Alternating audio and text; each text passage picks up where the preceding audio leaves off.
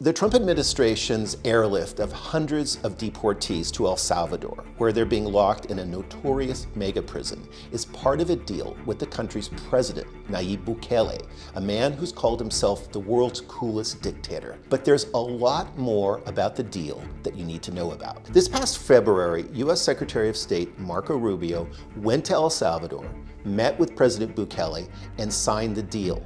The United States agreed to pay El Salvador at least $6 million over the course of a year for the country to house an unknown number of migrants who have been deported from the U.S. He has agreed to accept for deportation any illegal alien in the United States who is a criminal, including those of U.S. citizenship and legal residence. According to El Salvador's ambassador to the U.S., Bukele insisted that the deportations include members and leaders of the notorious MS-13 transnational gang who were being held in the United States, and some of whom were facing trial in federal court. So this is where things get interesting. Why does this matter for President Bukele? Well, it goes back to 2020.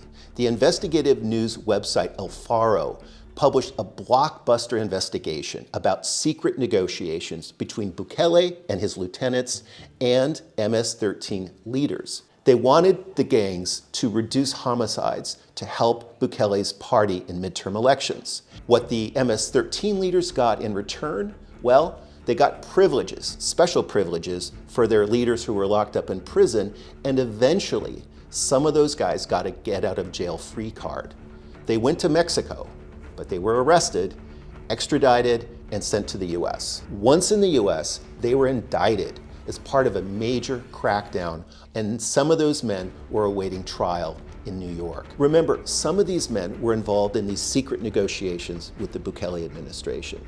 So some days after Rubio returned to the United States, the Department of Justice, at least in one case, dropped the charges, which allowed one of these MS-13 leaders to be deported back to El Salvador. So the question is, did President Bukele want this MS-13 leader back in El Salvador so he could lock him up and prevent some of these details of the secret negotiations from ever becoming public, especially in a U.S. courtroom? It's something that the director of El Faro, Carlos Dada, has been thinking a lot about. We talked to Carlos for a recent episode of Reveal, and here's what he had to say. As you know, MS-13 is considered a terrorist organization in the United States.